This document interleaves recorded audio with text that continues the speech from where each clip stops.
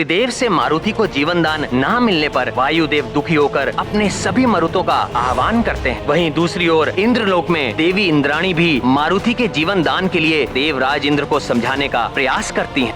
अंजना का दुख समस्त मातृत्व शक्ति को आंदोलित कर देता है और इधर वायुदेव अपने आप को समाप्त करने के लिए अपने अंतिम मरुत प्राण वायु को भी अपने पास बुला लेते हैं, जिसका प्रभाव पूरी सृष्टि पर पड़ता है। अब आगे ये समस्त संसार पंच तत्वों अग्नि, जल, पृथ्वी, आकाश एवं वायु के संगम से निर्मित हुआ है। जिस प्रकार मनुष्य की देह का कोई भी एक अंग यदि अपना कार्य करना बंद कर दे तो उसकी सारी देह असंतुलित हो जाती है, ठीक उसी प्रकार पंच तत्वों में से कोई भी एक तत्व यदि अपना कार्य करना बंद कर दे तो यह सारी सृष्टि असंतुलित हो जाती है।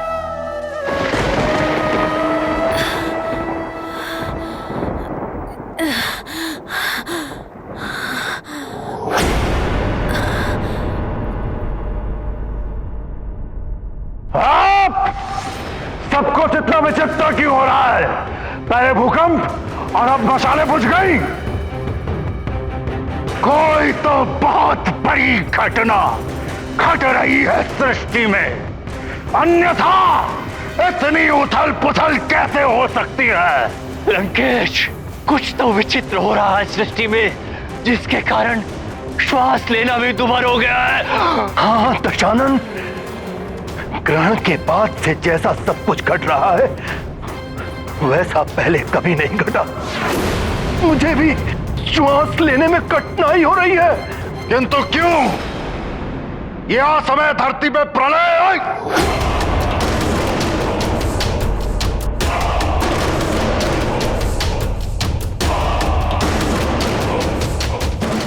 गुरुदेव, दैत्य गुरु शुक्राचार्य, कहाँ हैं आप? शीघ्र दर्शन दीजिए। आपके दशानन को आपकी आवश्यकता है। शीघ्र पधारिए गुरुदेव।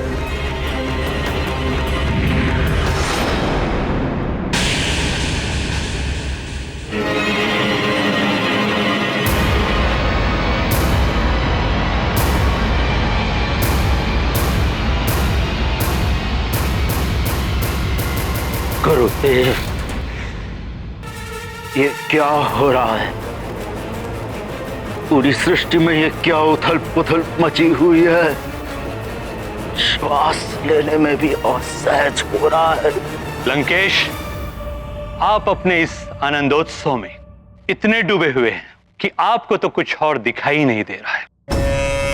अपने नेत्र सदैव खुले रखें लंकेश।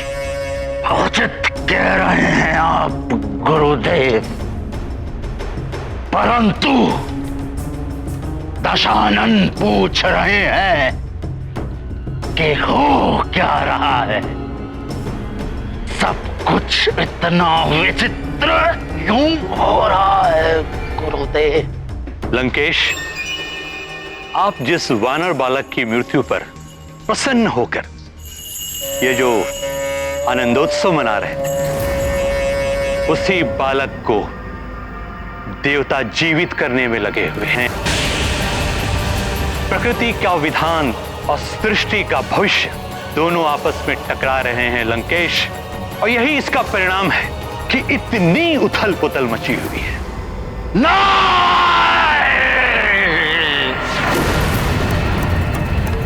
ये नहीं हो सकता। देवताओं, इसका मूल्य चुकाना होगा तुम्हें, दंड भोगना होगा दशानन रावण का।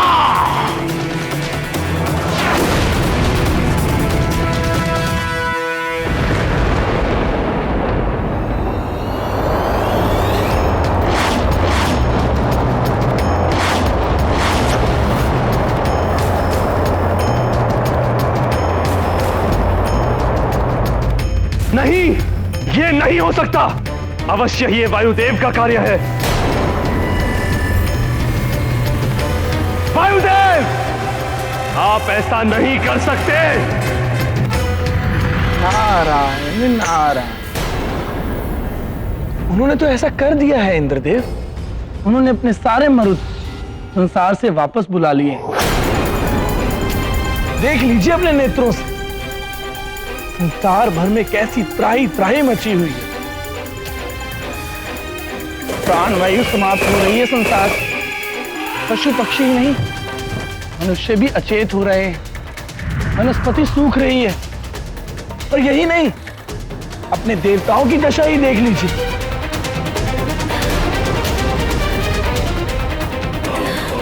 ये भी श्वास नहीं ले पा रहे हैं।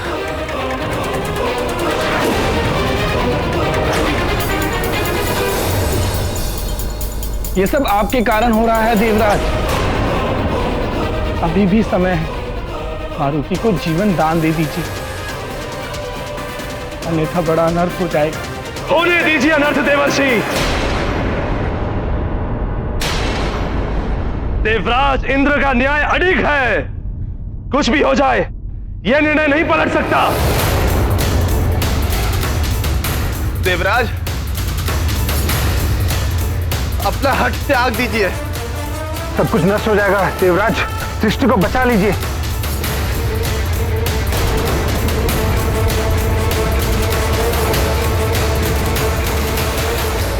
पुनः सोच लीजिए देवराज।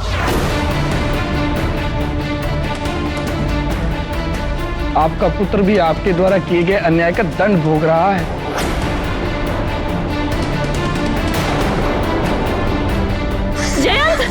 जयंत, जयंत मेरे पुत्र, संभालो स्वयं को। हम देवता हैं, वायुहीन होकर भी हमारी मृत्यु नहीं हो सकती। अमृत पान किया है हमने। ये देह ना रहे तब भी हम जीवित रहेंगे। हम सब अमर हैं। इस स्थिति का साहस के साथ सामना करो पुत्र, तुम्हें कुछ नहीं होगा। आपका ये अभिमान अनर्थ का कारण ना बन जाए देवराज। देवराज होने के अभिमान में इंद्रदेव ने वायु की उपेक्षा की। परिणाम स्वरूप वायुदेव ने अपने सभी मरुतों को बुलाकर यह सिद्ध कर दिया कि वायु के बिना इंद्रदेव ये संसार नहीं चला सकते। इस संसार में कोई भी तुच्छ नहीं है, सब अपने अपने स्थान पर संपूर्ण है।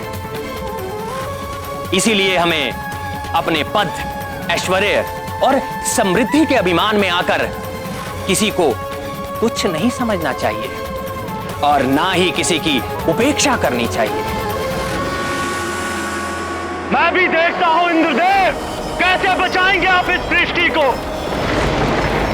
अब तो आपको भी आभास हो जाना चाहिए कि यह सब कुछ आपके ही अहंकार का परिणाम है।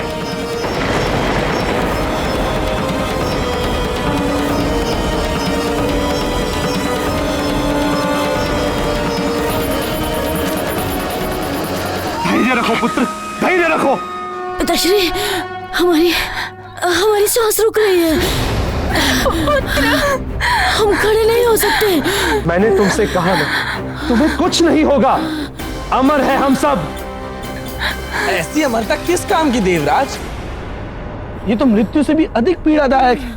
प्राण वायु के बिना आप जी नहीं पाएंगे और अमृत पान के कारण आपकी मृत्यु नहीं होगी। नारायण नारायण, श्वासहीन देह से ना तो आप चल पाएंगे और ना ही कोई कार्य कर पाएंगे। ऐसा जीवन चाहते हैं आप? सबको अपने कर्मों का फल भोगना पड़ता है स्वामी, और आपके कर्मों का फल हमारा पुत्र भोग रहा है। सारा संसार आपके कर्मों का फल भोग रहा है। भूदेवी क्षुब्ध हो उठी है। एक माँ की हार मत लीजिए स्वामी। एक माँ की संतान के प्रति ममता उसे वो शक्ति प्रदान करती है जिसके समक्ष दैवीय शक्ति तुच्छ है।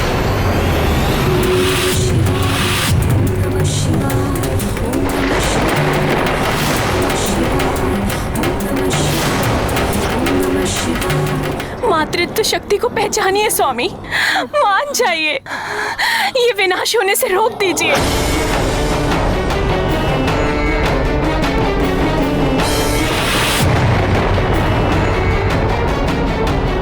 देवराज, मान जाइए, अपना हट त्याग दीजिए। सब कुछ नष्ट हो जाएगा देवराज, सृष्टि को बचा लीजिए। पिताश्री, आपका पुत्र आपके समक्ष श्वास के बिना तड़प रहा है। आप मुझे स्वस्थ कर सकते हैं, फिर भी आप कुछ नहीं कर रहे। ऐसे अमरत्व को पाकर मैं क्या करूंगा? मैं ये जीवन त्यागने जा रहा हूँ पिताश्री। पुत्र नहीं।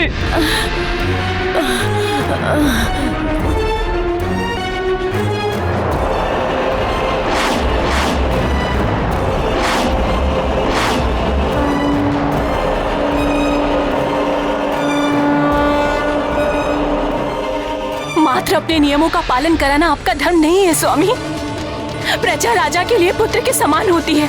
राजा का धर्म है प्रजा का पालन करना, पुत्र की भांति, ना कि उन पे शासन करना शासक की भांति।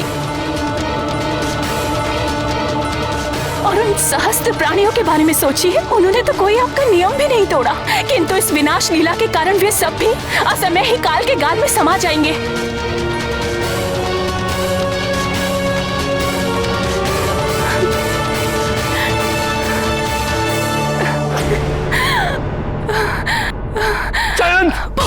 उठो पुत्र, पुत्र उठो।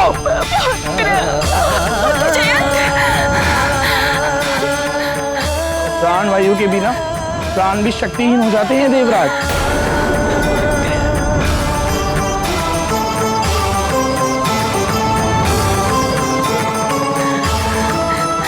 नहीं, ऐसा नहीं हो सकता, मैं ऐसा नहीं होने दूंगा।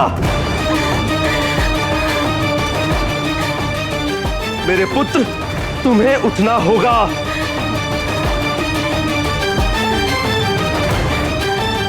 तुम्हें उठना ही होगा।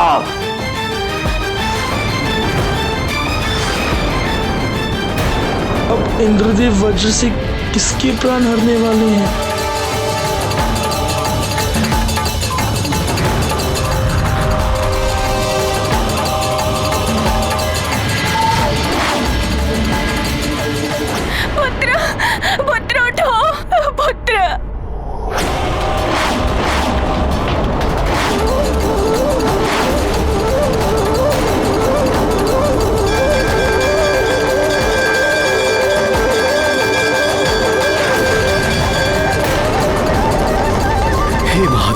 लौटा दीजिए एक माँ को उसका पुत्र। मारुति को पुनः हमारे पास भेज दीजिए, कृपा कीजिए प्रभु।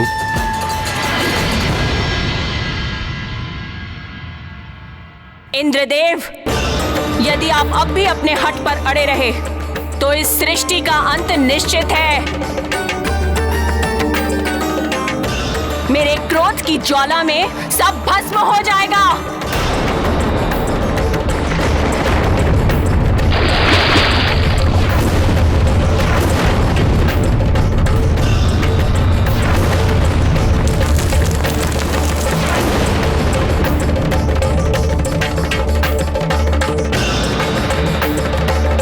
तो भूदेवी के कारण ये सब हो रहा है।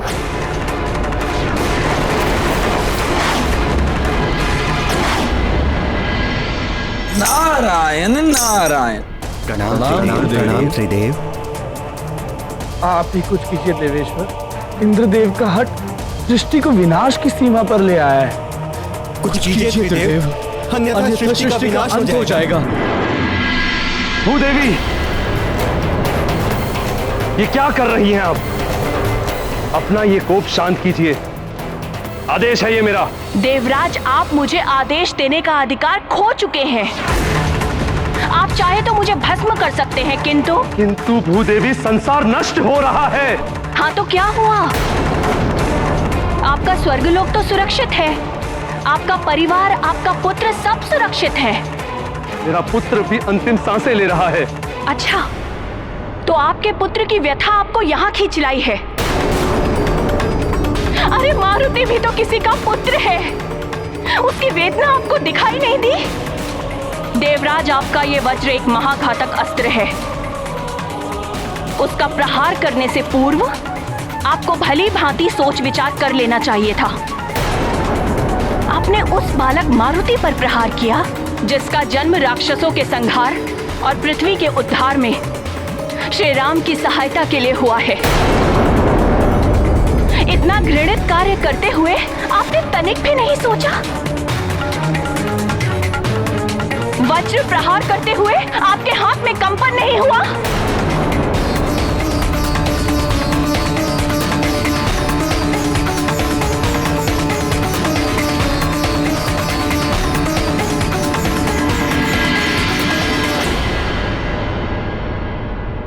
अब तो अपना ये कोप शांत कर लीजिए। शांत? अब ये शांति तभी होगी जब मारुति को जीवन दान मिल जाएगा। जाइए और अपनी भूल सुधारिए, अन्यथा इस पृथ्वी का विनाश निश्चित है। जाइए, चले जाइए। मेरा क्षोभ अब और मत बढ़ाइए। जाइए, चले जाइए यहां से।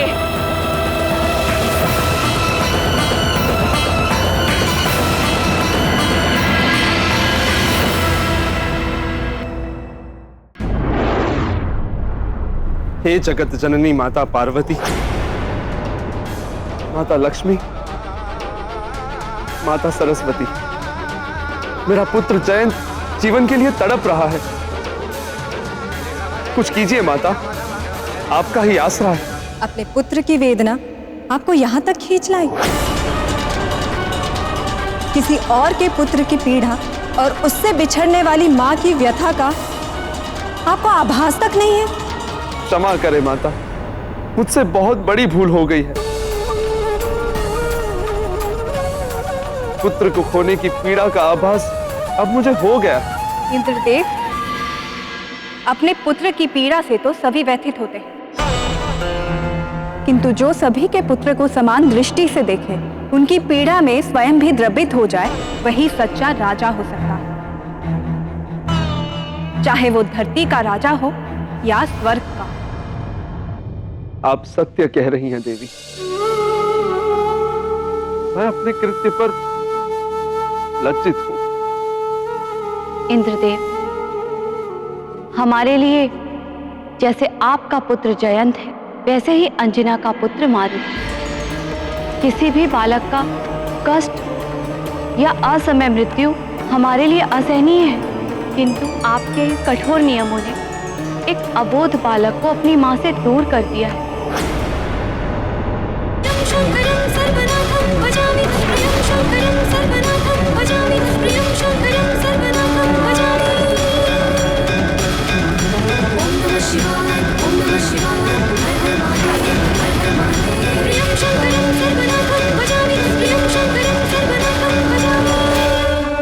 उस मां की करुणामयी गुहार ने समस्त मातृत्व शक्ति को संतप्त कर दिया है।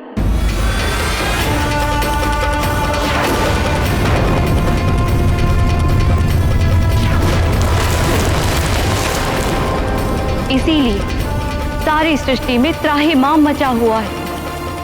तुम्हारे इस दुष्कृत्य का फल तुम्हारा पुत्र भी भोग रहा है। अब भी समय है इंद्र, अपनी भूल सुधार लो, अन्यथा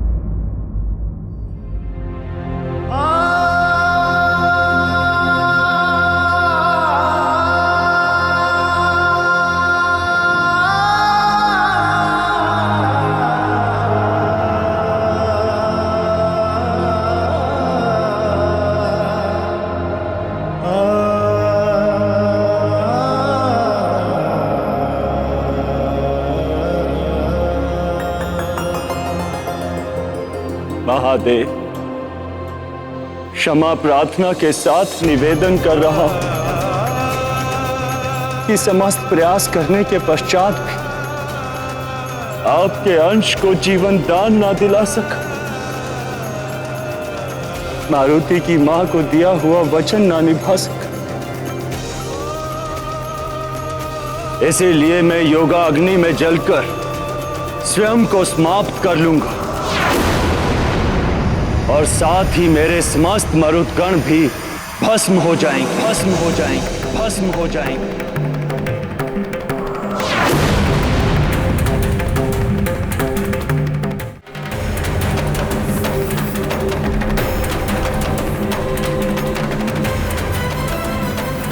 मारुति, वत्स,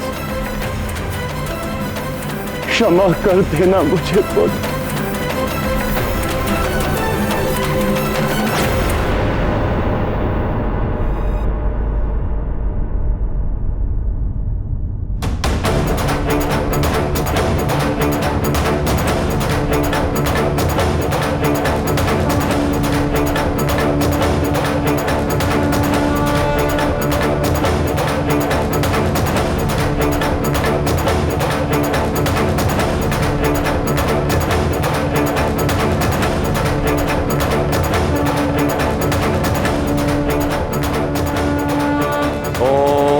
अग्निये नमः, ओम यो अग्निये नमः, ओम यो अग्निये नमः, ओम यो अग्निये नमः। हे देवाग्नि, मैं वायुदेव आपका आवाहन करता हूं। प्रकट हो देवाग्नि, प्रकट हो योगाग्नि, प्रकट हो।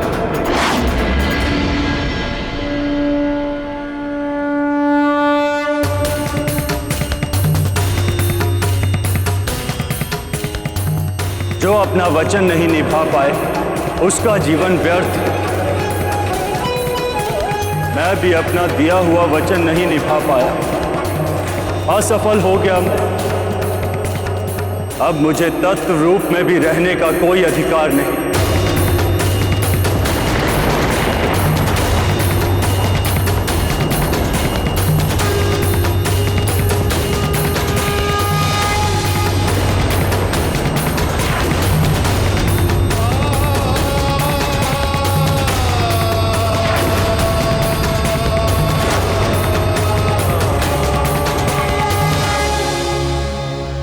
त्रिदेव से मारुति को जीवन दान ना मिलने पर वायुदेव दुखी होकर अपने सभी मरुतों का आह्वान करते हैं। वहीं दूसरी ओर इंद्रलोक में देवी इंद्राणी भी मारुति के जीवन दान के लिए देवराज इंद्र को समझाने का प्रयास करती हैं।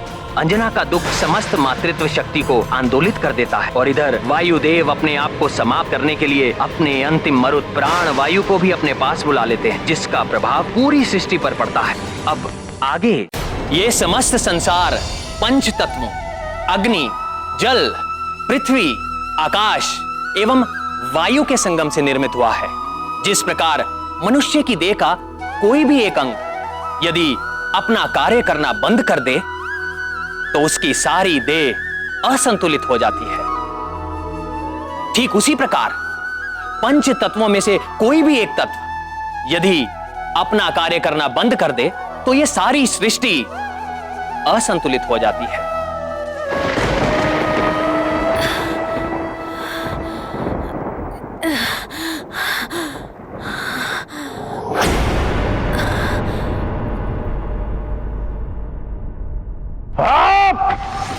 सबको इतना विचित्र क्यों हो रहा है? पहले भूकंप और अब मशाले बुझ गई। कोई तो बहुत बड़ी घटना घट रही है सृष्टि में, अन्यथा इतनी उथल पुथल कैसे हो सकती है? लंकेश,